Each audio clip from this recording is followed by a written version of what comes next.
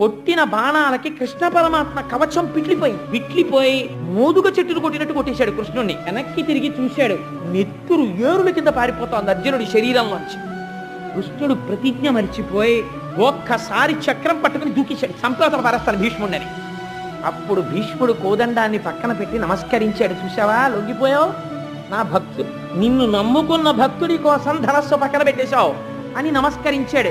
10 రోజుల యుద్ధం పూర్తయిపోయిన తర్వాత ధర్మరాజు గారు కృష్ణుణ్ణి పిలిచి అన్నాడు, పితామహుడు యుద్ధం చేస్తుంటే ఇంకా యుద్ధం చెయ్యలేము, ఆయన సామాన్యుడు కాడు, అరివీర భయంకరుడు, ఎలా ఆయన్ని యుద్ధం నుంచి ఆపడం అని అడిగితే కృష్ణ పరమాత్మ అన్నారు, దీనికి ఒక్కటే పరిష్కారం, నువ్వు చెప్పులు విప్పేసి కవచం తీసేసి శిరస్త్రాణం తీసేసి 5గురు పాండవులు నేను కలిసి భీష్ముడి శిబిరానికి వెళ్ళి నమస్కారం చేసి ఆయన్ని అడుగుదాం.